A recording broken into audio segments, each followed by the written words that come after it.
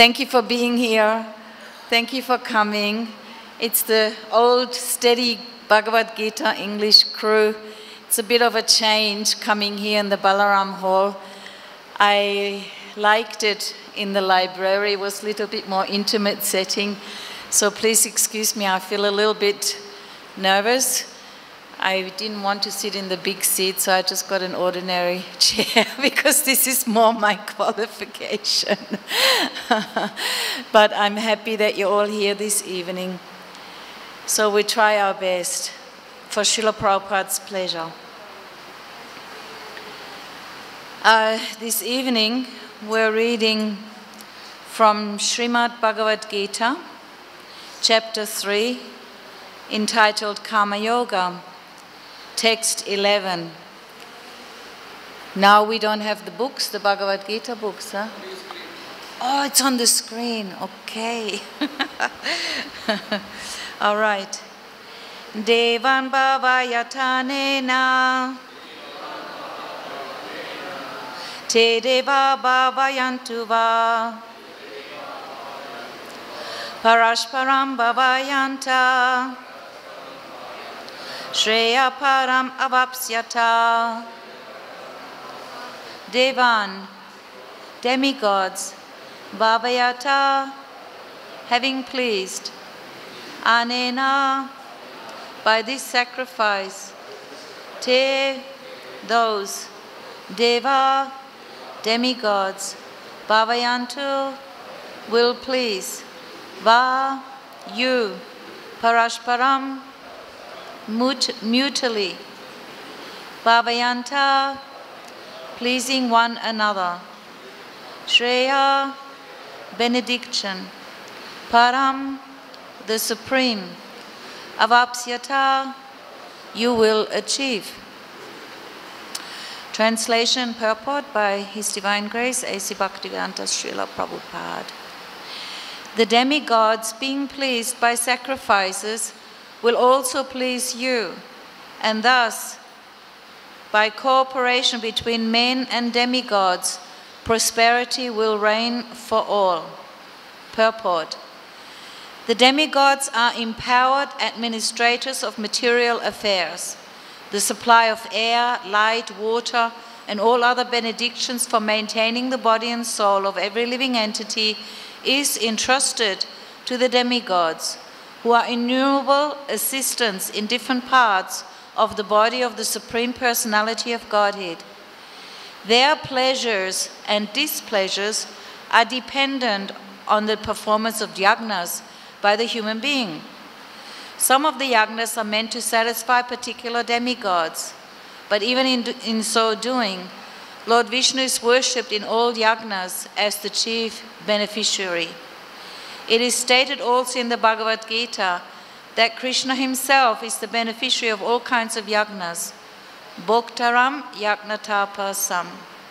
Therefore, ultimate satisfaction of the yajna party is the chief purpose of all yajnas. When these yajnas are perfectly performed, naturally the demigods in charge of the different departments of supply are pleased, and there's no scarcity in the supply of natural products. Performance of yajnas has many side benefits, ultimately leading to liberation from material bondage. By performance of yajnas, all activities become purified, as it is stated in the Vedas. Ahara shuddho sattva shuddhi, sattva shuddho dhruva smriti, smriti lambe sava grantinam vipramokshaha. By performance of yajnas, one's eatables become sanctified, and by eating sanctified foodstuffs, one's very existence becomes purified. By the purification of existence, finer tissues in the memory become sanctified. And when memory is sanctified, one can think of the path of liberation. And all these combined together lead to Krishna consciousness, the great necessity of present-day society.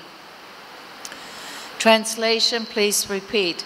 The demigods, being pleased by sacrifices, will also please you, and thus, by cooperation between men and demigods. Prosperity will reign for all. Om Aginati Mirandasya Gananjana Shalakaya Chakshun Militam Yena Tasmai Shri Guruve Namaha Shri Chaitanya Manobhistam Stapitam Yena Bhutale Svayam Rupakada Mayam Dadati Svapadantikam Vandeham Shri Guru Shri Uta Parakamalam Shri Gurun Vaishnavamscha Shri Rupam Sagarjatam Sahagana Raghunatam Vitam Tam Sajivam Sadvaitam Savadutam Parijana Saitam Krishna Chaitanya Devam Shri Radha Krishna Paransa Ganasalalita Shri Vishakan Vitamscha Hey Krishna Karuna Sindhu Dinabandhu Jagatpate Gopesha Gopika Kanta Radha Kanta Namostute Tapta Kanchana Gorange Radhe Vrindavanishvare Vrishabhanu Sude Devi Pranamami Hari Priye Vanchakalpatarupyascha Kripa Sindhubhya Evacha Patitanam Pavanebhyo Vaishnavebhyo Namo Namaha Jai Shri Krishna Chaitanya Prabhu Nityananda Shri Advaita Gadadhar Shivasadi Gaura Bhaktavinda Hare Krishna, Krishna Krishna, Hare Hare, Hare Rama, Rama Rama, Hare Hare. Hare Krishna. When I was a very new devotee, very brand new devotee, just a few weeks here in Vrindavan, one of my first service was to help clean Srila Prabhupada's rooms in the morning, straight after, like it was japa period going on. We were doing it very early, because in those days they used to still cook for Srila Prabhupada and maintain the whole routine, just like when Prabhupada was physically present. So I used to clean, and I was just new to Krishna consciousness. And I'd heard this song, Jai Radha Madhava. They were singing every day before the class, and I thought it was such a beautiful song. And so I learned it. That was the first song that I learned in Krishna consciousness, Jai Radha Madhava Kunja Vihari. And of course the devotees were telling me that this song is the window to the spiritual world, and I just loved it. It was such a beautiful tune and everything. So I was so happy about this song. It was only like early in the morning, maybe 6:30 or something. I was cleaning in Prabhupada's room and singing this song on the top of my lungs, Jai Radha Madhava. And because I was so happy, you know, you're experiencing Krishna consciousness. But at that very moment, you know, one senior Mataji at that time wearing white like this, she came, she said, shh, shh, shh, shh, shh. You cannot do like that, you know, you're a lady, you cannot sing so loud. Brahmacharis and sannyasis are chanting their japa, you know, Matajis cannot sing like that. So I was very new, I didn't understand so many things, and for a moment my heart felt a little bit crushed, you know, why I can't sing this happy song. I didn't understand, you know, like that. But now just see, I'm still sitting here in Vrindavan Dham, in Srila Prabhupada's home. And somehow or other, by the mercy of Srila Prabhupada, I'm sitting here singing Jai Radha Madhava. So isn't it wonderful, you know, how if we're just patient, and if we follow, Krishna knows all the desires in the heart, and he will just make all the arrangements that you can express your love for him appropriately at the right time in the right way, so that your love will be able to flourish and blossom. So there's never any bar, you know, there's no nothing that can actually stop. Anyway, thank you for allowing me to just share that little bit. Let's come to the topic. So we are speaking about karma yoga, or the performance of varnashram duties. Varnashram duties means acting according to one's nature. This third chapter is divided into 4 topics. We are now on the second topic, where Krishna leads Arjuna from Kamakanda to Kama Yoga. I wanted to share something because we're also at the beginning of the class, we're always chanting this verse, Om Agyanati Mirandasya Gananjana Shalakaya Chakshun Militam Yena Tasmai Shri Guruve Namaha. And I just found a beautiful translation, a little bit of a more detailed translation by Bhaktivinoda Thakur to this verse. And I'm quoting it just to be a reminder how fortunate we are, how tremendously fortunate we are to be here in Vrindavan, studying Srila Prabhupada's Bhagavad-Gita, Krishna's Bhagavad-Gita, but as it is given to us by Srila Prabhupada. So Bhaktivinoda Thakur, he translates this verse. He says, I humbly worship my spiritual master who has applied the salve of transcendental knowledge upon my eyes, and thus extirpated. I didn't know what the word extirpated meant, so I looked it up. It just simply means destroys, annihilates, and thus extirpated the 5 severe layers of material existence. So this knowledge of Bhagavad-Gita given to us by Srila Prabhupada is extirpating the 5 severe layers of material existence, which are ignorance about the jiva's real spiritual identity, false identification of the body as the self,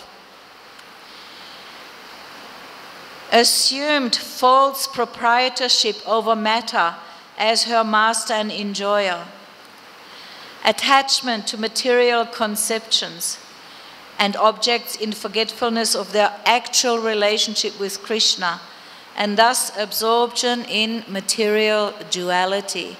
All these items are very important and they actually require explanation one by one, but I just wanted to go over it. And the resultant fear, antagonism, and distorted perception of material bewilderment. I think this is the most important one. Why we come to Krishna consciousness, because we all have so much fear and we all suffer a certain kind of bewilderment, especially in this day and age. So Timarandasya, the darkness of ignorance, which Bhaktivinoda Thakur explains, the darkness of ignorance of the conditioned souls in this material world is to strive for Dharma, Artha, Kama, and Moksha. So-called religiosity, sense gratification, and liberation, like that. So Bhagavad-Gita is precisely the essence of all the Vedas. I like that, precisely the essence of all the Vedas, because sometimes I've heard it say, devotees, they say, oh, well, especially to new devotees, you study Bhagavad-Gita, it's like your ABC. But actually we have to be a little bit careful with that because, yes, it's just a short conversation between Krishna and Arjuna, but Krishna has given the essence of all the Vedas precisely in that one conversation. It's very encouraging to know like that. Like in the introduction, at the very end, the sloka from Gita Mahatmya, number 7, is given, where it is said, in this present day, people are very much eager to have one scripture, one God, one religion, and one occupation. Therefore, ekam shastram devaki putra gitam. Let there be one scripture only, one common scripture for the whole world, Bhagavad-Gita. So I just wanted to say something in glorification of Bhagavad-Gita in this way, because my revered spiritual master, Sri Srimad Gaur Govinda Swami Maharaj, he also explained that even Raganuga Bhakti is there in Bhagavad-Gita. Everything there is incomplete. He said, if Krishna wasn't speaking about Raga Bhakti, How is it possible to follow this verse, man mana bhava mad bhakto, madhyaji mam namaskuru, mame vaishyasi satyam te, pratijane priyasi me. How is it possible for a conditioned soul to always think of Krishna, only worship Krishna, offer their homage, their obeisances to Krishna? How is it possible to only think of Krishna? And that is only possible with pure love for Krishna. So Krishna is, even in the Bhagavad-Gita, is hinting that we must strive for this pure love. And Bhagavad-Gita we cannot understand on our own.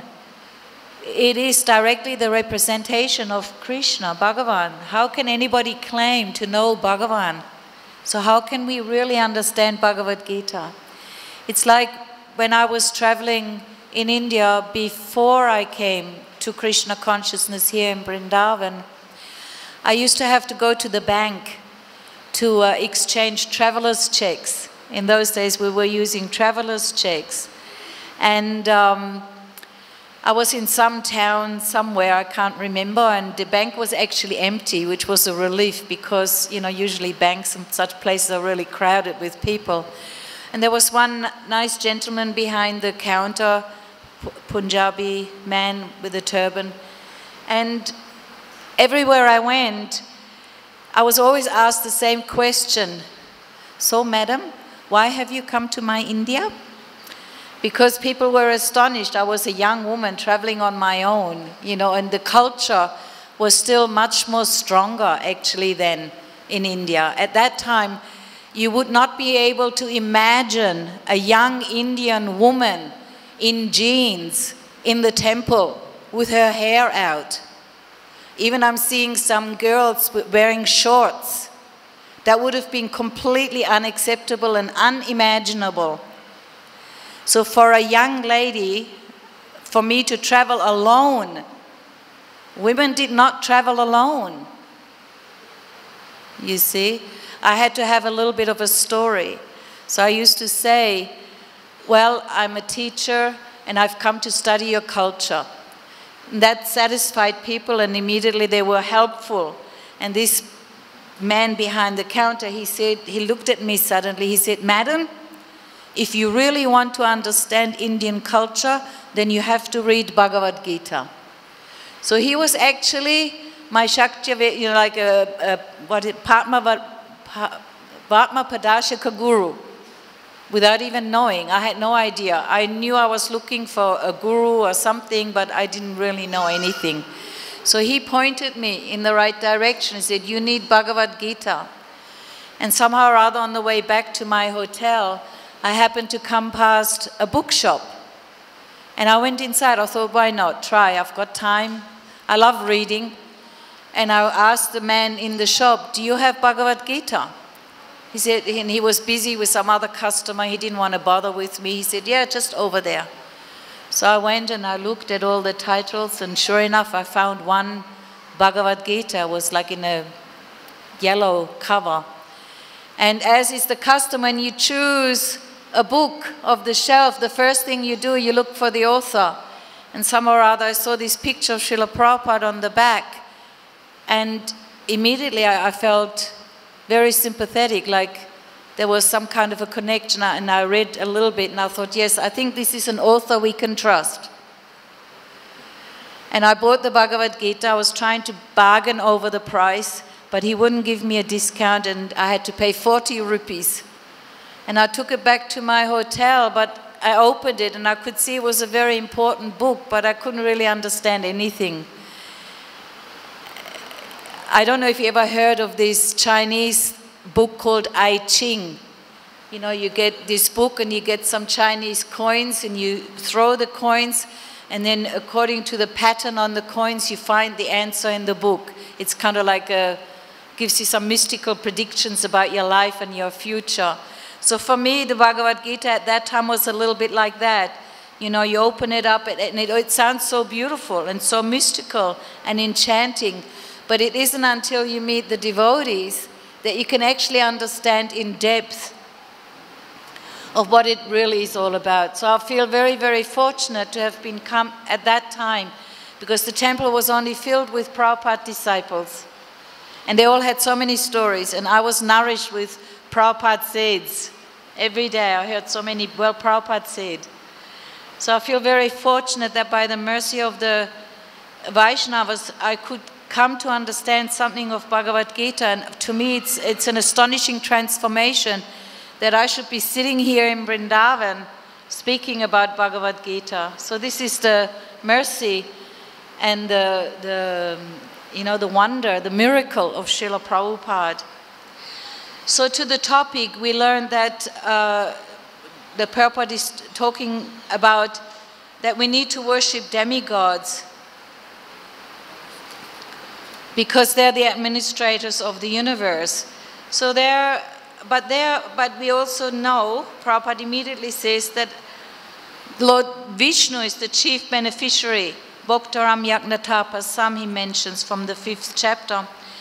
And that all the demigods, even Lord Shiva, Lord Brahma, Ganesh and Surya, which are like the most powerful demigods, still, I learned this word, vibhinangsa, still they're an external manifestation of the Lord. They're never the same, equal to the Lord.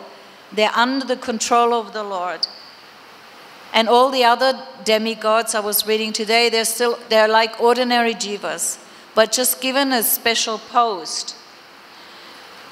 And we learn that if Vishnu is pleased, then the whole world becomes pleased. Tasmin tushte jagat tushta. That if we can please Lord Vishnu, then the whole world is pleased. And actually the purpose of pleasing the demigods is because they want to please Krishna. There's a verse given in Srimad Bhagavatam, 4th canto, chapter 14, text 20. The Supreme Personality of Godhead is worshipped by the great demigods, controllers of the universal affairs. When he is satisfied, nothing is impossible to achieve. And then it's explained that therefore the demigods take also pleasure in offering all kinds of paraphernalia to the Supreme Lord. So the demigods are also servants of Krishna. They want to please him. And only when Krishna is satisfied, anything is possible to be achieved, even by the demigods. Prabhupada, of course, he says, we need to be grateful. We need to be grateful that the demigods are doing these services. Just like we're grateful for the sun in the morning to rise and give us warmth and light. We are grateful for the moon to give us cooling rays and a beautiful, enchanting night. We're grateful for the rain. Everybody is dependent on rain. He says, even if you have your tractors and your machines and factories, still you need water, you need light, you need heat. You need these gifts of God. He says, and everybody gets pleasure from hearing the chirpings of the birds early in the morning. Isn't that nice? After Mangalatik, I go out here and I walk over to the Goshala and I hear the birds, and it's so pleasing, it's so satisfying because it puts us in the mode of goodness. We feel, oh, this is such a pleasing atmosphere for the pleasure of Radha and Krishna, and I can chant my rounds nicely. So we need to be grateful, even to the little birds. Of course, we're also grateful for our family, for our friends. However, there's this one verse in the Srimad Bhagavatam which has been very, very important in my spiritual life, and I like to share it here.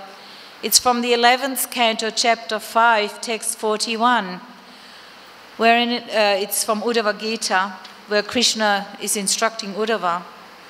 O king, one who has given up all material duties has taken full, it's given by Narada Muni. It's spoken by Narada Muni, please excuse me. O king, one who has given up all material duties and has taken full shelter of the lotus feet of Mukunda, who offers shelter to all, is not indebted to the demigods, great sages, ordinary living beings, relatives, friends, mankind, or even one's forefathers who have passed away. Since all such classes of living entities are part and parcel of the Supreme Lord, one who has surrendered to the Lord's service has no need to serve such persons separately. It's a very important verse, and of course it deserves a lot of explanation. But to me, this verse was very important because I come from the Western Christian environment, and we were raised, on the teachings of the Bible and the Ten Commandments. And one of the commandments is, thou shalt honor thy mother and thy father. And it was very important in my life that, of course, I wanted to follow the commandments of God. However, when I left my family to seek spiritual life, well, true spiritual life, and to travel to India and find all of that, I kind of left my family behind because I felt they couldn't fulfill my true need as a spiritual being, and they couldn't give me knowledge or a practical application of how to serve God. Plus, they were speaking so many things, but not really acting on it. They were just living an ordinary material life, which is all right according to the Varnashram system. At least they were following their duties. But they were not understanding how to live your life for the pleasure of God. So there was a lot of sinful activity, and I was very unhappy with that. So when I joined Krishna consciousness, it was a great relief, but still there was always this guilt feeling. Oh, but I'm not serving my mother. I'm not serving my father. I'm not doing my duty as a daughter. So when I then learned this verse, it was a relief, because in my heart I could pray to Krishna, I'm serving you now. I'm not a pure devotee. I can't claim that I'm fully surrendered, but I can promise I will do my best. I will do my best to give my life in service to you. So you please take care, because I'm getting a lot of abuse from my family and so many things that I'm not doing my duty and that I'm being irresponsible and selfish and careless and so many things. But Lord, I've come here to your holy Vrindavan Dham to give service to you, and I'm trying to surrender. So please, you take care. So it was a very soothing verse to me. Now, when I tried to learn something about the demigods in preparation for this class, I remembered, only a few years ago, we used to have CD players, with the DVD players with the CD discs. And I had one disc at the time I purchased here, actually, and the topic just intrigued me. It was about biodynamic farming. And it was very interesting. It was a documentary about a man in New Zealand who believed in biodynamic farming, which is kind of a style of farming established by Rudolf Steiner. It's kind of like, organic farming, permaculture, similar like that. But it specifically focuses very much on the cow. Now, why am I telling this? Is because this man from New Zealand with his wife had been coming backwards and forwards between New Zealand and India for over 20 years to Maharashtra and different places to tell them about the benefit of protecting the cow and the cow manure and compost and everything. I thought, now, well, that's interesting. Here in India, we've learned that the cow is holy. But here a man from New Zealand is coming to India to remind the farmers, because, they're committing suicide, because they're losing money, because they've made their life dependent on artificial fertilizers and chemical fertilizers and such, and taking seeds from Monsanto and these companies and like that I can't even talk about really. But I just thought it was interesting how this man from New Zealand is coming to India to tell everyone about the cow and the benefits of the cow. And he, with such love and enthusiasm, was saying, and just imagine, in the body of the cow reside 33 million demigods. He's saying that, and he was so full of love and adoration and admiration for the cow. And he explained the importance of the horn, you know, how that the horn is very important for the cow's digestion. And anyway, and he explained the whole methodology of biodynamic farming, which was very, very fascinating to me. Anyhow, so I was just thinking, so if we want to worship the demigods, well, just go worship Mother Cow. Give her a brush, give her something nice to eat, you know, give her a scratch behind the ears. And this would also be a very beneficial way to worship the demigods. Of course, in the previous purport, Srila Prabhupada explains what the yagna means for this age. And that is, of course, the Sankirtan Yagya. And I'm sure the speaker's gone into that in detail. So for us, we don't need to do any separate yagnas specifically for the demigods, because we're worshipping Krishna. We're worshipping the cow. In the 10th chapter of Bhagavad-Gita, Krishna says, I am the Surabhi cow. So all the demigods are residing in the cow, so we can worship the cow. But another important thing, and I never thought about that, to be honest. It never really entered my mind. There's a very famous sloka in the 11th canto of Srimad Bhagavatam, and that is Uddhava Gita, where Krishna specifically gives instructions about being a brahmachari to Uddhava. And it's a very famous verse, of course. Achayam mam vijaniyan navamanyeta kahichit namatya buddhyasuyeta sava deva mayo guru. It's giving the clarification and the clarification of what is an acharya, what is a spiritual master, a guru. And Krishna says, be careful, because one should know the acharya as myself, as good as myself, and never disrespect him in any way. One should not envy him, thinking him to be an ordinary man, for he is the representative of all the demigods. Now, I've heard explanation on all these different points in this verse, and we can read so much. And I even tried to look today on Vedabase if in any way there's some explanation of how the acharya is the representative of all the demigods. I found that quite intriguing and interesting, but it doesn't come up so much. It just, of course, the sloka mostly focuses that we never disrespect a pure representative of God. We have to be very careful, because he's non-different to God. We should not envy him. My revered spiritual master, he says, oh, you think, what makes him different? What makes him different? He's passing stool and urine.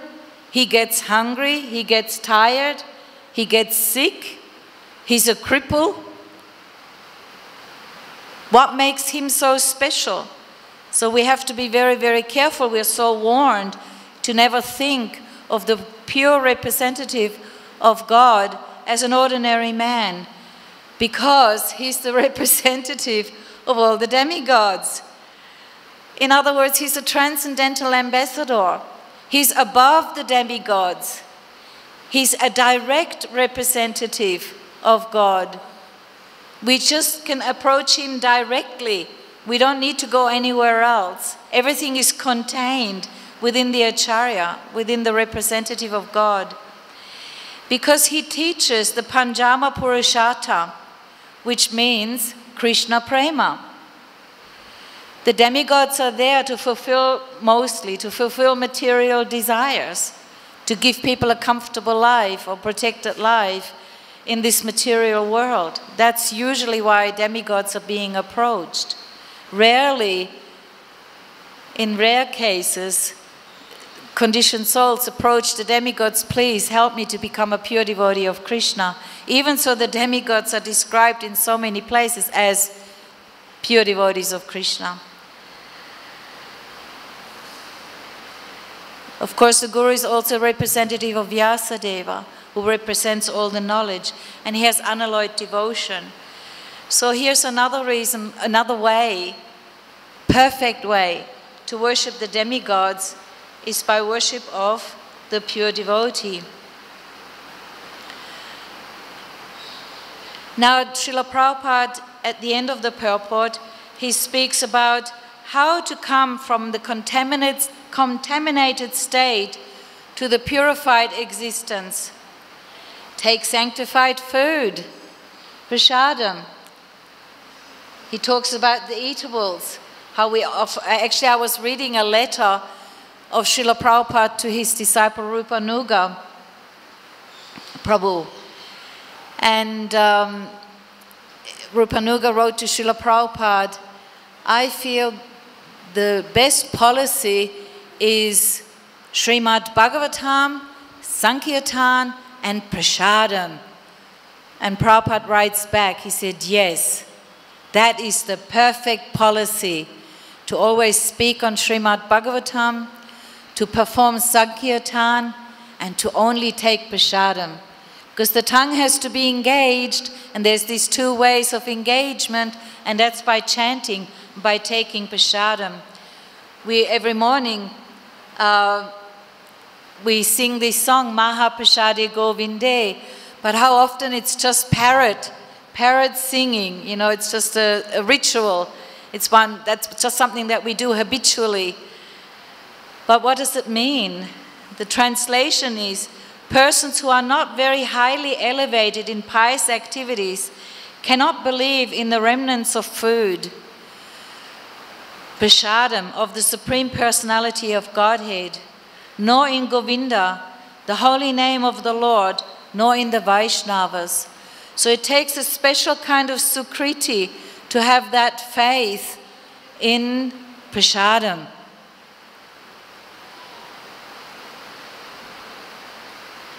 So I wanted to, why it is so, I hope I'm not, is everybody happy? I can't actually see the clock, so I can't, the light is shining on it, I can't see the time. Huh? 15, okay, thank you. I can't see the clock at all. And I know we've just had a long Hindi class and now English class, and the English class is a lot later than what we're used to. So I hope everybody's happy. Still listening, yeah? Because prasadam is actually such a wonderful topic. And it's good to be reminded. Because even for myself at my age, I don't know how it is in your life, really when you go shopping, you're supposed to think, now what would my Lord like to eat? Then when you come home, now how will I cook something nicely for my Lord? And then you offer it with love, and then you accept it. But really, in all honesty, when I go to the market, I think, well, what can I digest? You know, and then I have to cook, and just please, Lord, you accept it, because this is the prasadam that I can digest, that you need to give me, according to what I need, like that, you see. So, in Chaitanya Charitamrita, in the Antya Leela, Chapter 16, it's a very, very beautiful chapter entitled, The Lord Tastes Nectar. And in there, of course, there's the story of Kalidas. Can you remember the story of Kalidas? Yes. Yeah, it's a nice story how he was the uncle of Raghunath Das Goswami. And apparently he traveled all over Bengal just seeking out Vaishnavas so that somehow or other, with their permission or even without their permission, secretly he would try and get the prasadam of them. And the story is given of Yadu Thakur that he went with some boga mangoes and offered to the devotee, and he begged for some remnants, but this devotee refused. How can you ask me? I'm of lower caste than you, and like that. But then the Thakur offered the mango and ate some, gave to his wife. And of course the peel was thrown outside, and Kalidas had been waiting, hidden in the bushes, and waiting, and snatched that mango peel and licked it with great relishment, understanding it to be the remnants of pure devotees.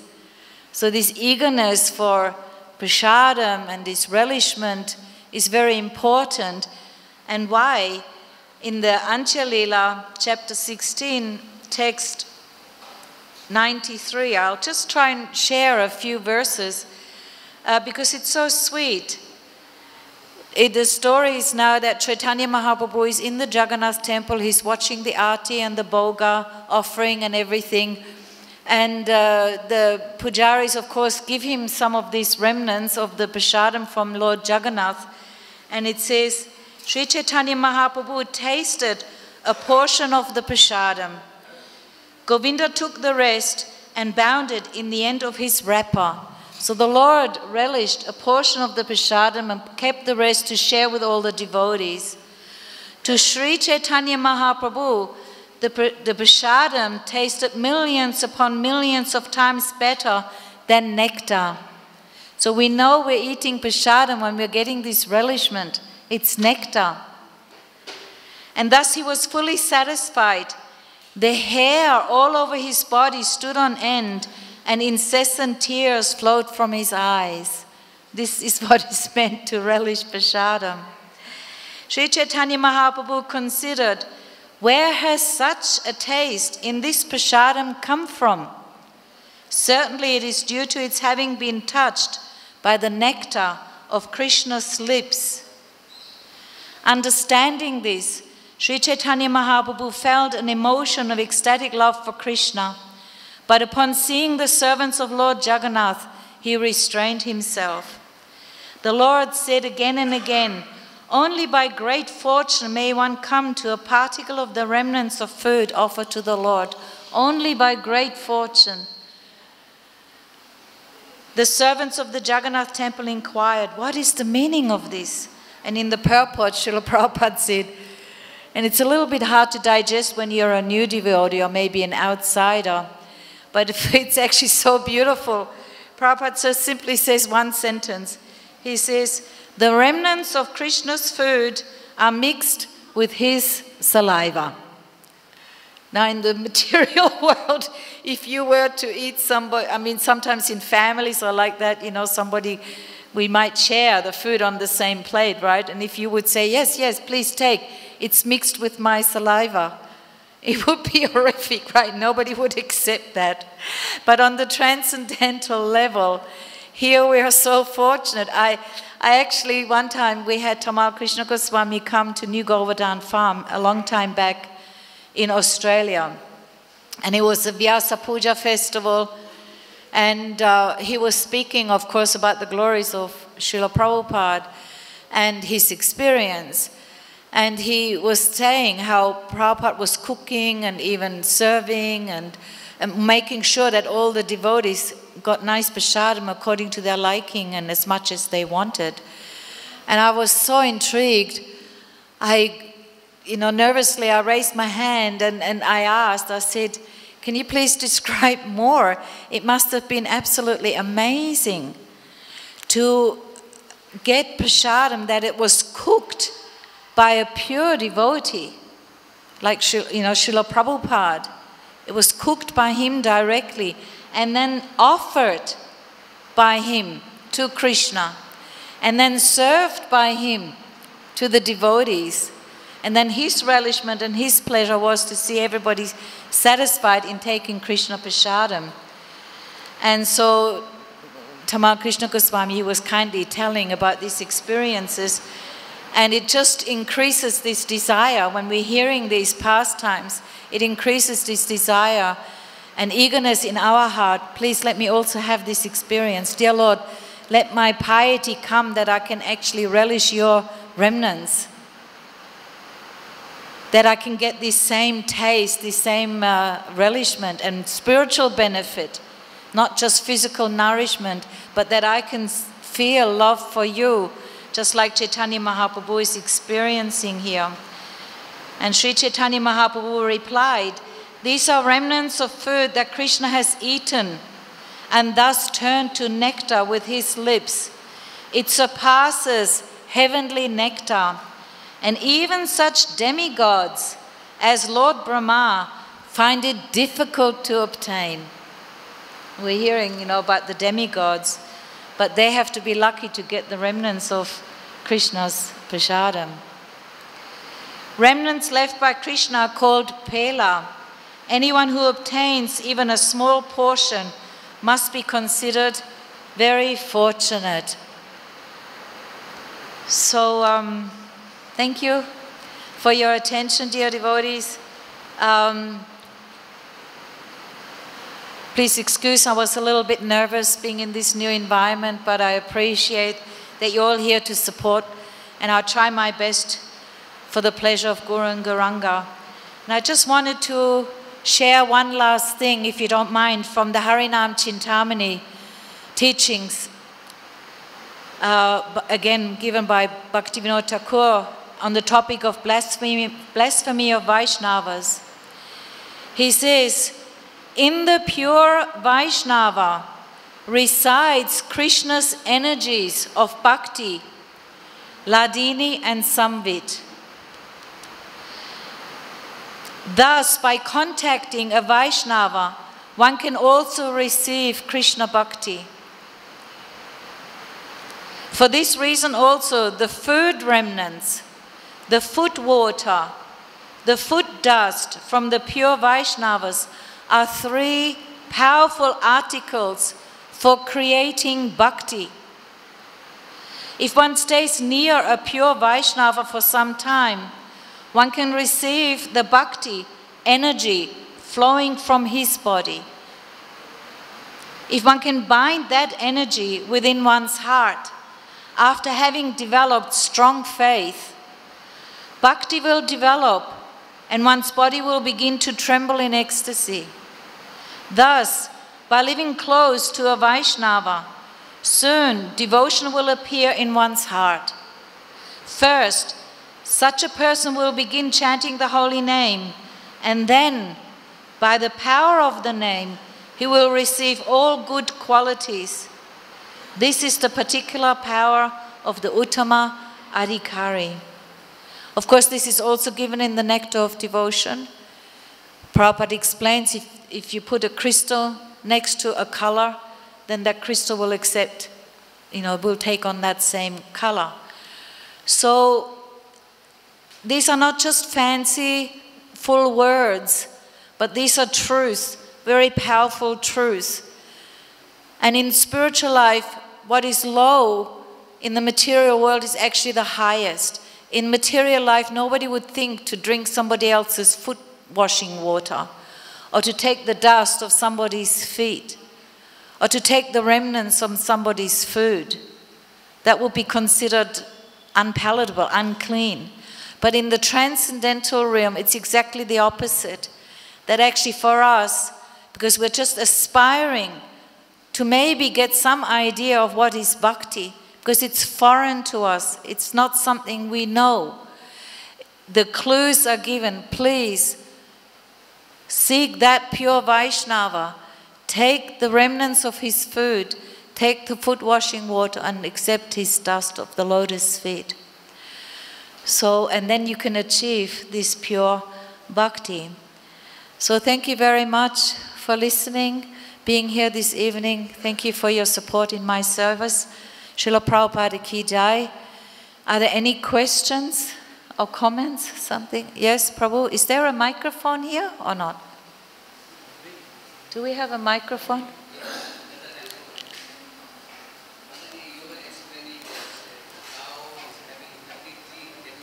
33 million. Yeah, yes. I don't know. I haven't read about human beings. The cow. The cow only have, no? There's a sloka in the Upanishad, no?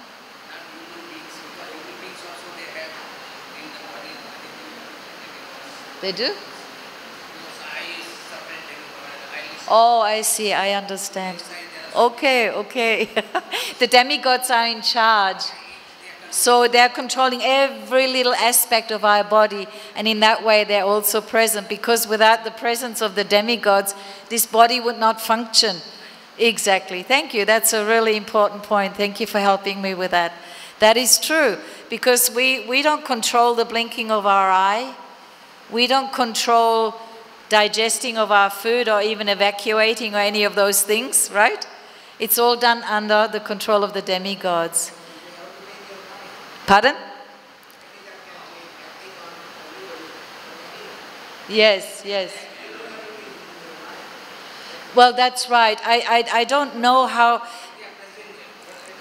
they are present, how I understand what he's saying. They're present by their action, by their control.